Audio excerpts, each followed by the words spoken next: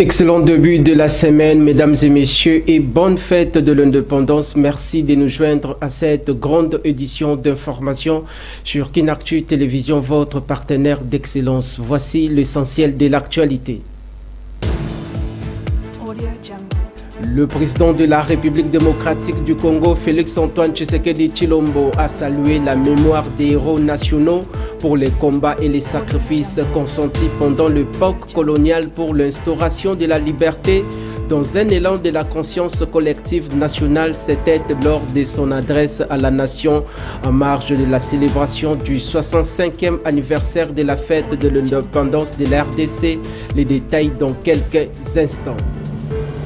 De son côté, le chef de file de l'opposition, Martin Fayulu Madidi, prend acte de l'accord historique de paix signé à Washington aux USA entre le gouvernement congolais et celui du Rwanda sous l'égide de la médiation américaine chapeautée par Donald Trump.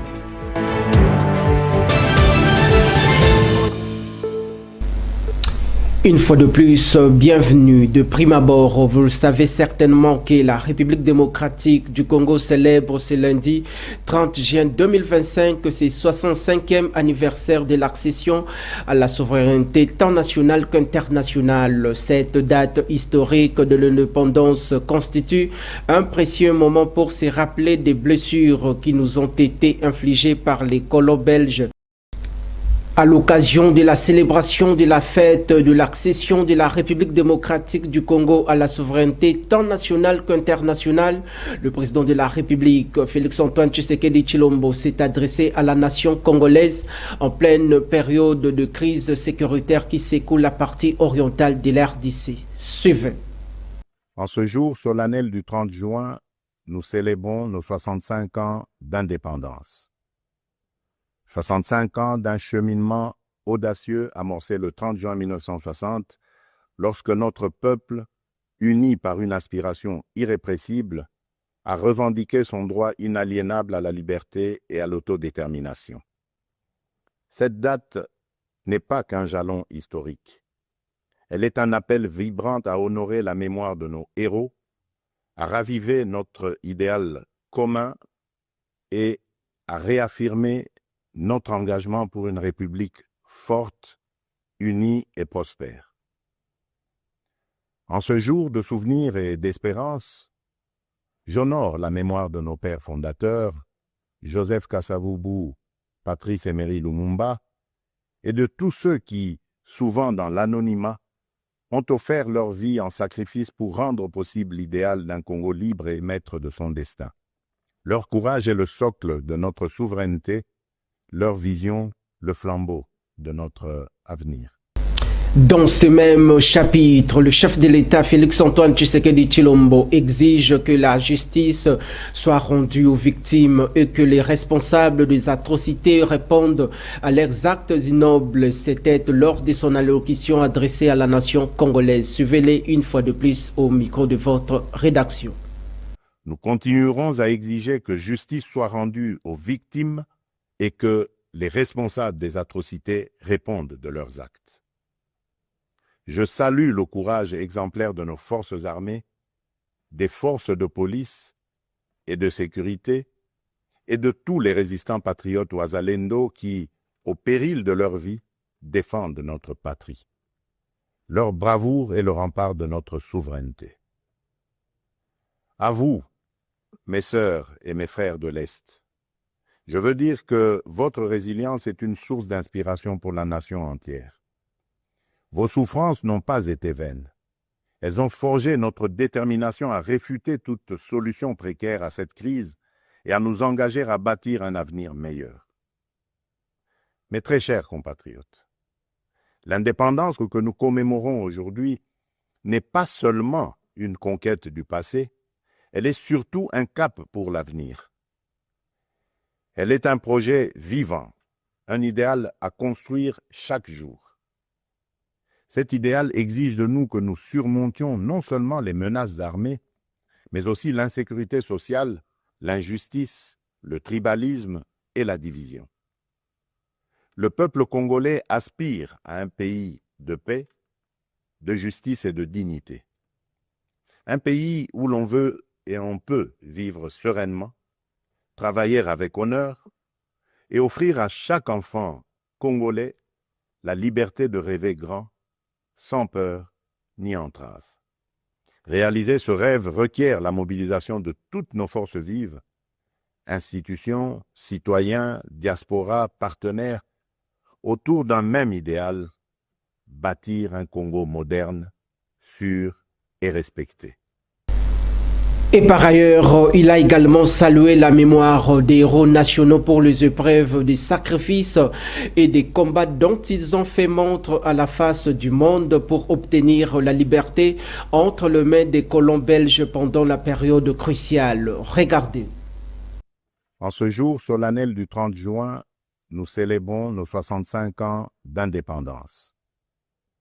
65 ans d'un cheminement audacieux amorcé le 30 juin 1960, lorsque notre peuple, uni par une aspiration irrépressible, a revendiqué son droit inaliénable à la liberté et à l'autodétermination. Cette date n'est pas qu'un jalon historique. Elle est un appel vibrant à honorer la mémoire de nos héros, à raviver notre idéal commun et à réaffirmer notre engagement pour une République forte, unie et prospère. En ce jour de souvenir et d'espérance, j'honore la mémoire de nos pères fondateurs, Joseph Kasavubu, Patrice Emery Lumumba, et de tous ceux qui, souvent dans l'anonymat, ont offert leur vie en sacrifice pour rendre possible l'idéal d'un Congo libre et maître de son destin. Leur courage est le socle de notre souveraineté, leur vision, le flambeau de notre avenir. Poursuivons ce journal télévisé par les retombées de la diplomatie agissante au niveau international. Revivez les temps forts qui ont marqué la signature de l'accord historique de paix signé à Washington, aux États-Unis d'Amérique, le 27 juin dernier entre la RDC et le Rwanda sous la médiation américaine conduite par le secrétaire d'État Marco Rubio et validée à l'étape finale par Donald Trump, le président des USA, pour le retour d'une paix durable et effective dans la partie orientale de la RDC. Suivez-en en images. Signé à travers leur ministre en charge des affaires étrangères, la RDC et le Rwanda se sont mis d'accord sur deux volets majeurs, à savoir la sécurité et l'économie.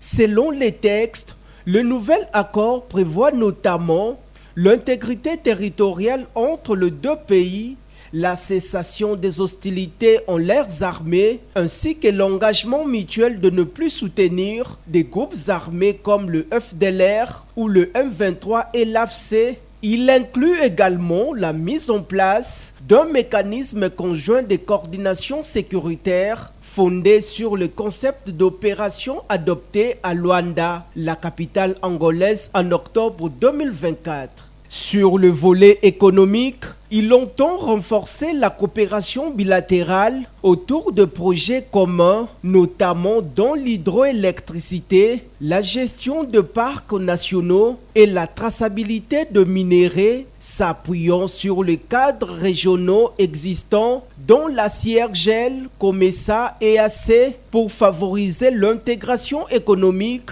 et lutter contre les circuits illicites. Dans le même ordre d'idées, l'accord étant signé sous l'encadrement du secrétaire d'État des USA Marco Rubio et sous la modération de Massad Boulos, conseiller spécial du président dans la région de Grand Lac, les deux parties disposent désormais de 30 jours, soit un mois à dater du jour de son entrée en vigueur, pour mettre en place un mécanisme de conjoint de coordination de sécurité. Pour ce faire, elle travaille avec les partenaires régionaux et internationaux pour promouvoir la stabilité, la sécurité et le développement dans la région, tout en reconnaissant l'indépendance de la paix et de la sécurité. Allant dans le même sens, de son côté, le chef de file de la coalition politique congolaise, Lamuka Martin Fayulu Madidi, a pris acte de l'accord de paix historique signé à Washington aux USA entre le Rwanda et la République démocratique du Congo sous la médiation américaine, tout en appelant à un dialogue inclusif national pour faire face aux causes profondes de la crise sécuritaire qui prévaut dans l'est de la RDC. Suivez. L'opposant congolais Martin Fayulu Madidi a insisté sur la nécessité pour la communauté internationale de faire respecter la résolution 2773 du Conseil de sécurité des Nations Unies, dénonçant au passage une lecture tronquée du conflit. La question de FDLR ne doit pas être indéfiniment imputée au Congo. L'agression que subit la République démocratique du Congo ne peut être maquillée sous l'expression de mesures de défense, a-t-il déclaré. Revenant sur la situation sécuritaire, Fayulu a dressé un tableau alarmant. Plus de 100 localités, y compris de villes majeures, comme Goma et Bukavu sont tombés entre les mains des groupes armés, le M23 et l'AFC, avec le soutien du Rwanda, terrorisent les populations du Grand Kivu. Les ADF sèment l'horreur. Au Nord Kivu, l'Ituri connaît l'occupation de certaines zones par l'armée ougandaise et dans les Grands Bandundu aux portes de Kinshasa, la milice Mobondo fait régner la terreur. Il a également évoqué les conséquences humanitaires. Plus de 25 millions de Congolais ont besoin d'assistance. Plus de 2 millions d'enfants souffrent de la malnutrition aiguë. Près de 7 millions de Congolais sont des déplacés internes, exilés sur leur propre terre. Face à ces constats, le chef de file de l'opposition a également dénoncé la culture de déni et du rejet des responsabilités de certaines autorités du pays. Ces moments exigent un succès.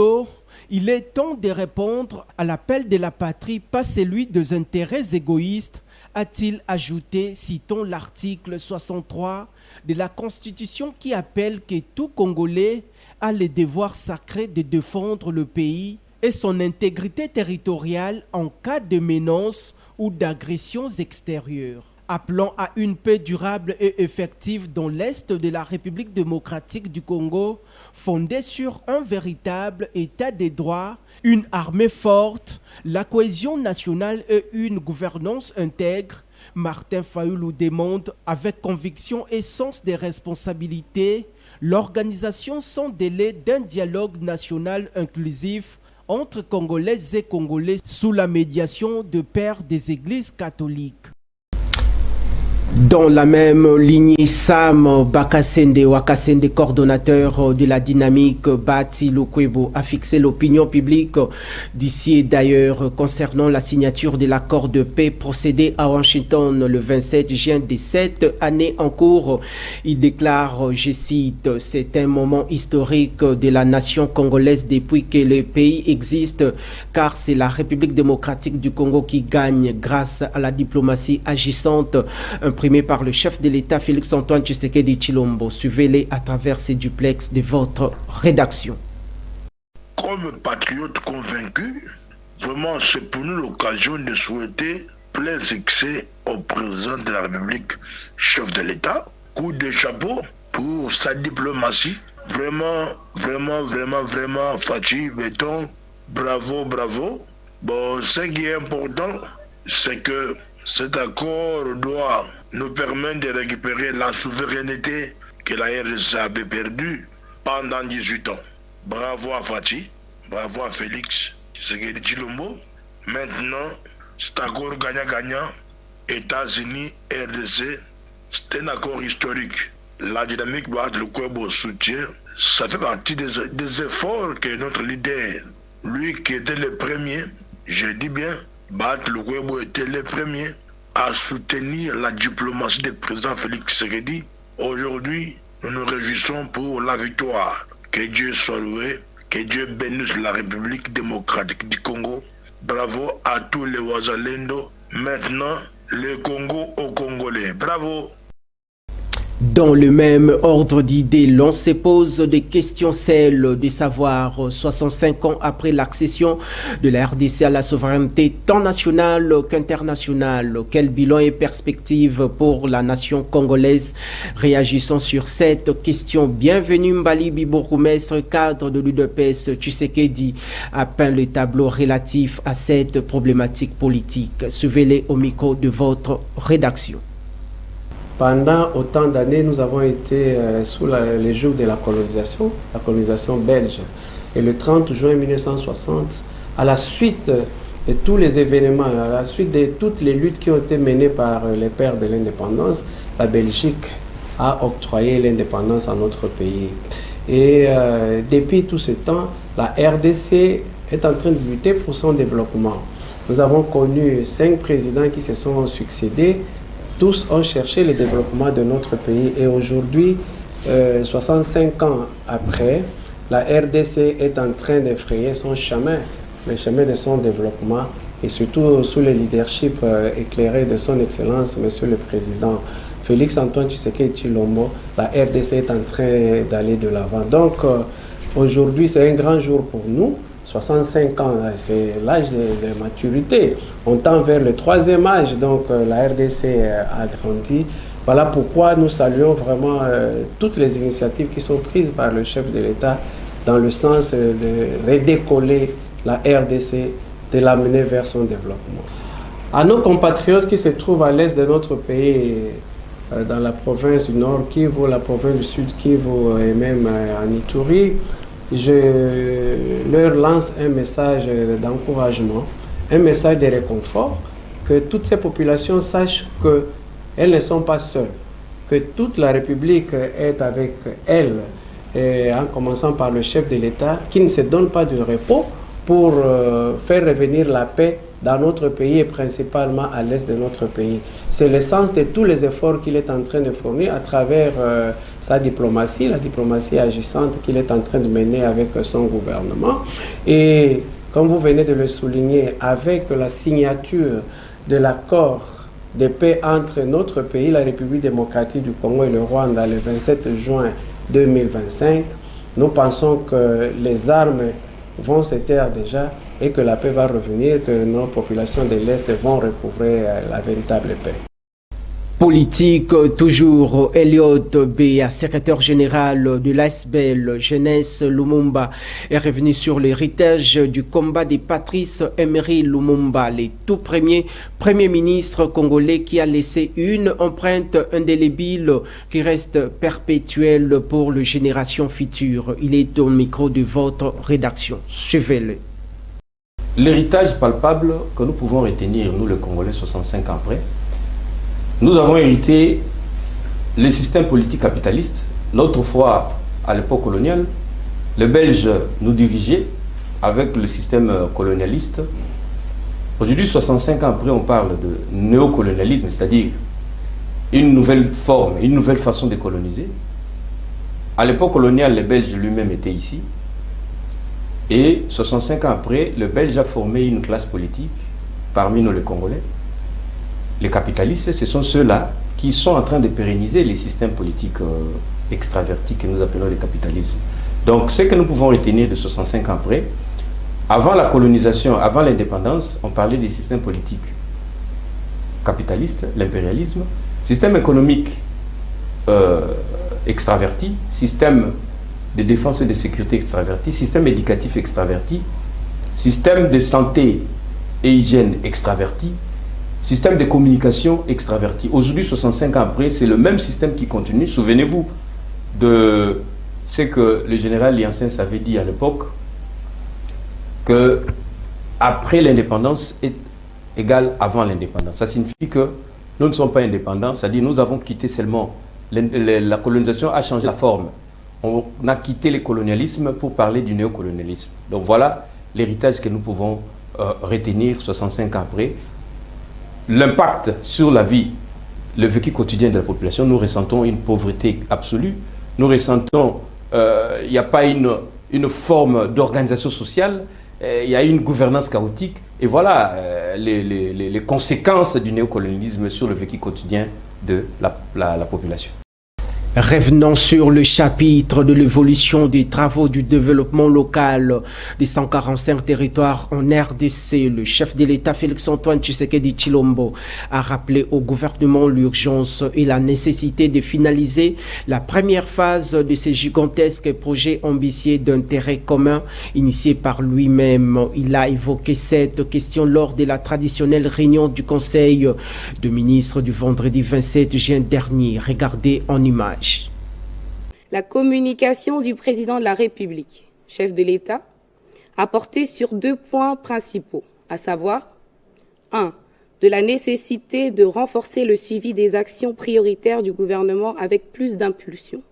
Le président de la République a commencé sa communication en revenant sur ce qui a été souligné lors de l'ouverture de la 12e session de la conférence des gouverneurs, consacrée aux enjeux cruciaux du développement social. Il est impératif que les recommandations issues de cette session, ainsi que celles restées sans suite aux sessions précédentes, deviennent le fil conducteur des priorités actuelles. À ce titre, il a réaffirmé que leur mise en œuvre effective doit être au cœur des actions de tous les membres du gouvernement, chacun dans la sphère de ses attributions. Aussi, est-il fondamental que chaque ministre prenne, sans délai, les dispositions pratiques requises à travers les mécanismes institutionnels existants, en veillant à promouvoir une collaboration dynamique et de proximité entre les entités territoriales décentralisées et le gouvernement central. Cette démarche favorisera l'efficacité, la cohésion et la synergie de nos interventions sur le terrain, dans le respect des aspirations profondes de nos concitoyens, en faveur d'un développement durable et inclusif, porté par les valeurs de justice sociale et d'équité dans la redistribution des ressources nationales. Considérant les efforts consentis ces dernières années, le président de la République a appelé le gouvernement à l'urgence de redoubler d'efforts pour la réalisation des actions stratégiques et l'atteinte des résultats escomptés répondant aux attentes légitimes et pressantes de notre peuple. Il convient de définir, à cet effet, une feuille de route claire, assortie d'indicateurs précis d'action, de moyens et des résultats, le tout encadré par des échéances strictement établies. Abordons les questions qui concernent le volet de la justice en RDC. Sachez que l'ancien ministre d'État et ministre de la Justice et garde des Sceaux Constant Mutamba sera devant la barre à la Cour de cassation le mercredi 2 juillet 2025. En effet, il est reproché à ces derniers le présumé détournement de fonds de 19 millions de dollars américains destinés à la construction de la prison dans la ville de Kisangani, chef-lieu de la province de la Tchopo. Nous y reviendrons avec force et détails dans nos prochaines éditions. Abordons à présent les questions sécuritaires dans la partie orientale de la RDC.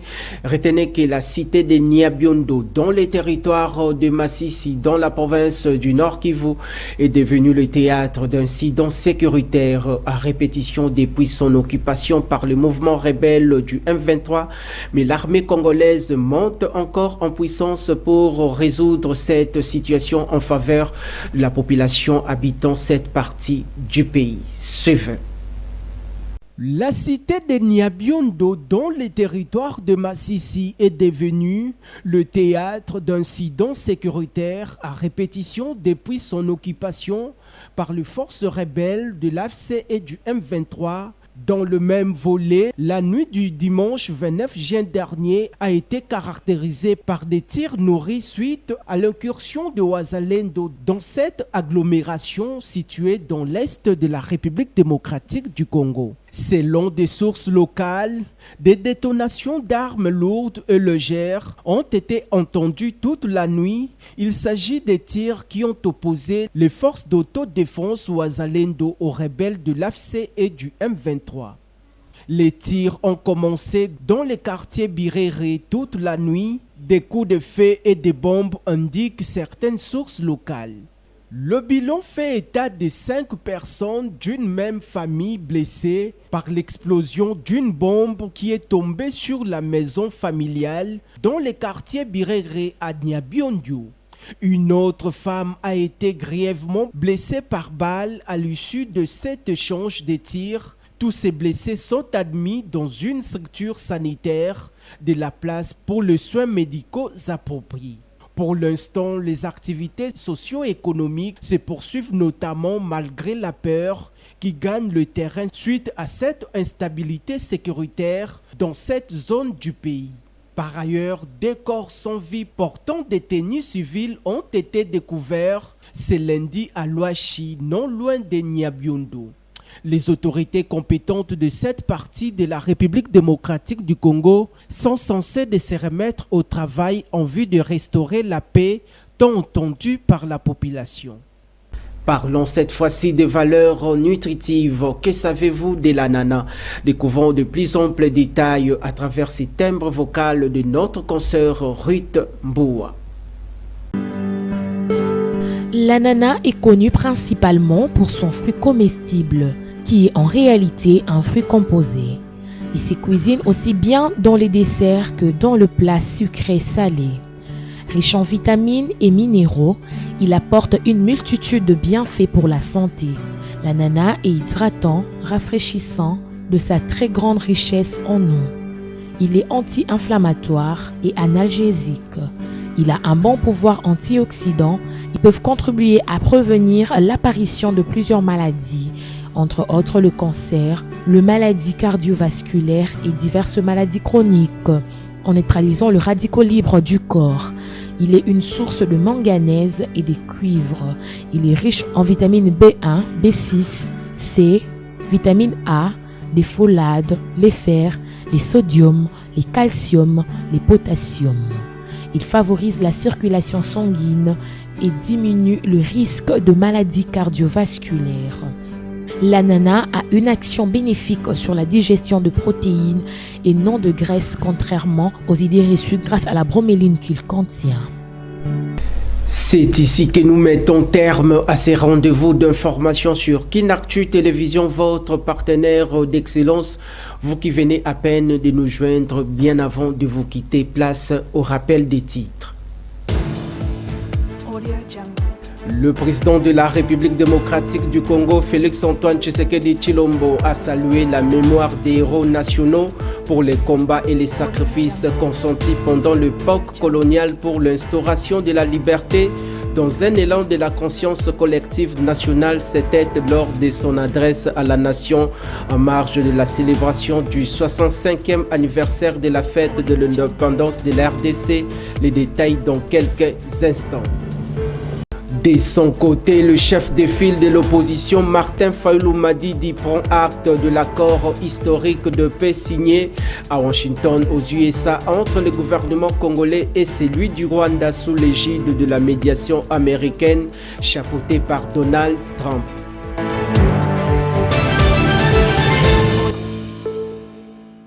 Dans un combat sans désemparer nuit et jour, Kinactu Télévision reste à l'écoute de l'actualité pour vous informer à temps réel et c'est 24 heures sur 24 et 7 sur 7. Quant à moi, je vous retrouve prochainement avec la même ferveur. Restez branchés sur nos antennes. Au revoir et merci.